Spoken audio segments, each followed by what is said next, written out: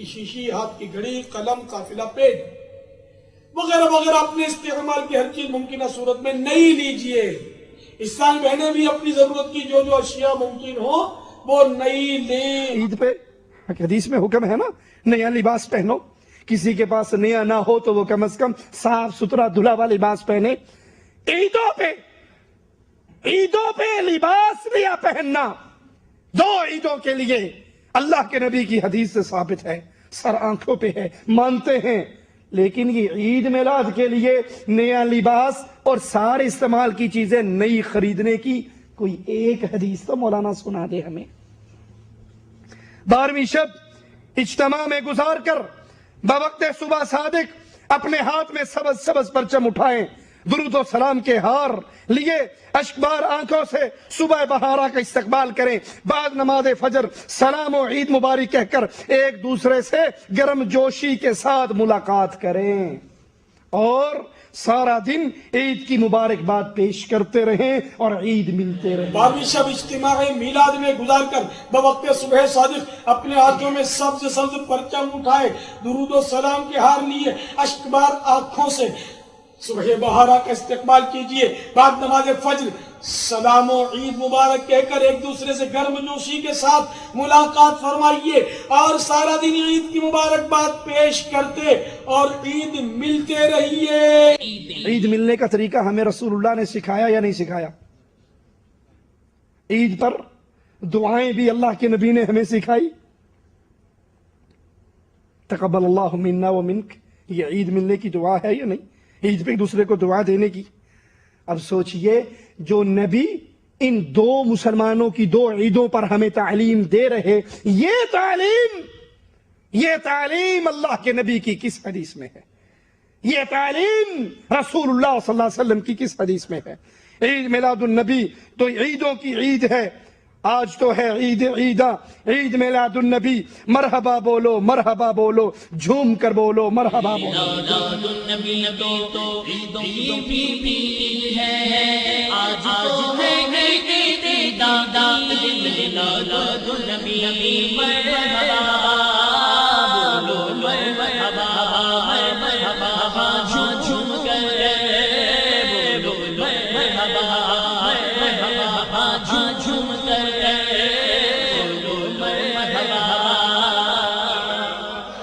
ہمارے میٹھے میٹھے آقا صلی اللہ تعالی علیہ وآلہ وسلم ہر پیر شریف کو روزہ رکھ کر اپنا یوم ولادت مناتے رہے۔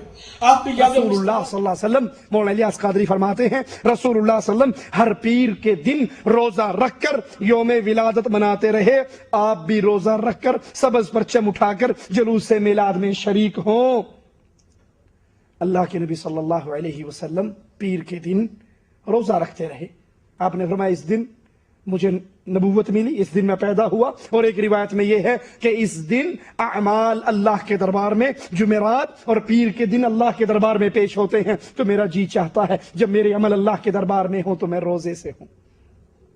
اچھا آپ کی یہ بات مان لیں کہ نبی نے روزہ رکھ کر اپنی ولادت کا جشن منایا، تو نبی تو ہر سوموار کو ہر پیر کو مناتے تھے، آپ صرف 12 ربیع الاول کو کیوں مناتے ہیں؟ ہر پیر کو کیوں نہیں مناتے؟ اگر نبی نے پیر کے دن روزہ رکھ کر ولادت کا جشن منایا تو وہ نبی جو جشن مناتے ہوئے روزہ رکھ سکتے تھے، جلوس نہیں نکال سکتے تھے، چراغاں نہیں کر سکتے تھے، جھنڈیاں نہیں لگ سکتی تھی؟ اگر یہ نبی کریم نے سارا عمل کیا جو آج اسلام کے نام پہ ہو رہا ہے تو اللہ کے لیے ہمیں بھی اس حدیث کا نام بتا دو۔ کہتے ہیں جشن عید میلاد منانے کے لیے نیت کریں۔ اب نیت کیا ہے؟ کہتے ہیں کوئی بھی ثواب کا کام کرنا ہو تو اس کے لیے نیت کرنا شرط ہے، اور صحیح بخاری کی پہلی حدیث بھی یہی ہے انما الاعمال بالنیات، کہ سارے عملوں کا دار و مدار نیت پر ہے۔ جشن ولادت منانے میں بھی ثواب کمانے کی نیت کرنا ضروری ہے۔ جشن ولادت منانے میں بھی ثواب کمانے کی نیت ضروری ہے۔ ثواب کی نیت کے لیے عمل کا شریعت کے مطابق اور زیور اخلاص سے مزین ہونا شرط ہے۔ ہم نے پہلے آپ کو یہ مسئلہ سمجھایا کہ ثواب کے جتنے کام ہیں وہ رسول اللہ صلی اللہ علیہ وسلم نے بیان کر دیے یا نہیں کیے؟ کوئی کام نبی نے چھپایا تو نہیں، سارے بیان کیے۔ جس کام سے اجر ملتا ہو، جس کام سے ثواب ملتا ہو، جو کام جنت میں لے جاتا ہو، نبی اس کام کو چھپا کر نہیں گئے، بتا کر گئے۔ اگر جشن عید میلاد منانا ثواب ہے، اجر ہے، تو اس کا مطلب ہے یہ شریعت ہوئی؟ کیوں جی؟ ہم گاڑی میں بیٹھ کے سفر کرتے ہیں، کسی کا عقیدہ ہے کہ گاڑی میں سفر کرنے سے ثواب ملتا ہے؟ کیوں؟ دنیا کا معاملہ ہے نا، دین کا معاملہ تو نہیں۔ لیکن جس کام پر اجر و ثواب کی نیت ہوگی وہ کام شریعت بنے گا، وہ کام دین بنے گا۔ اگر بقول آپ کے جشن عید میلاد منانے سے پہلے اجر ثواب کی نیت کرو تو اس کا مطلب ہے یہ شریعت ہے۔ تو بتائیے رسول اللہ کی کس حدیث سے ثابت ہے؟ ثواب کے لیے عمل کے، خود فرماتے ہیں مولانا الیاس کہ ثواب کے لیے عمل کا شریعت کے مطابق ہونا، اخلاص کے زیور سے مزین کرنا ضروری ہے۔ ہم کہتے ہیں مولانا ہم آپ ہی کی بات مان لیتے ہیں، آپ فرما رہے ہیں عمل وہ قبول ہوگا جو شریعت کے مطابق ہو، ثواب اس میں ملے گا۔ تو جشن عید میلاد النبی کی شریعت میں کیا حیثیت ہے؟ نبی نے کب منایا؟ نبی کی نبوت سے پہلی زندگی 40 سالہ زندگی میں یہ ربیع الاول کا مہینہ آیا، مکے کی زندگی میں آیا، مدینے کی زندگی میں آیا، 63 سال آپ کی عمر، بار بار سال ہر سال یہ دن آتا رہا۔ کیا نبی نے زندگی میں ایک مرتبہ جشن عید میلاد النبی منایا؟ رضائے رب العزت پانے کے لیے جشن ولادت کی خوشی میں یہ نیت کرو کہ چراغاں کروں گا۔ جبرائیل علیہ السلام نے شب ولادت 3 جھنڈے کعبہ کے اوپر گاڑے تھے، میں بھی جبرائیل کی سنت پہ عمل کرتے ہوئے جھنڈا گاڑوں گا۔ جبرائیل امین علیہ السلام نے شب ولادت جو 3 جھنڈے گاڑے تھے، جبریل امین علیہ السلام نے شب ولادت جو 3 جھنڈے گاڑے تھے، اس کی پیروی میں جھنڈے لے رہا ہوں۔ پہلی بات جبرائیل علیہ السلام نے کعبے کی چھت پہ شب ولادت پہ جھنڈا گاڑا تھا۔ مولانا حدیث کا نام کیا ہے؟ دین تو بند ہو گیا، ایک اللہ کی کتاب، دوسرے نبی کی سنت، اب تیسری چیز تو دین لینے کی نہیں رہی۔ اب بتائیے قرآن میں کیا حوالہ یا فرمان مصطفیٰ میں کیا حوالہ ہے کہ جبرائیل نے شب ولادت جھنڈا گاڑا؟ لیکن پہلی بات تو دلیل دیجئے، دوسری بات جبرائیل کا عمل ہمارے لیے دلیل نہیں ہے، ہمارے لیے دلیل عمل ہے محمد الرسول اللہ کا۔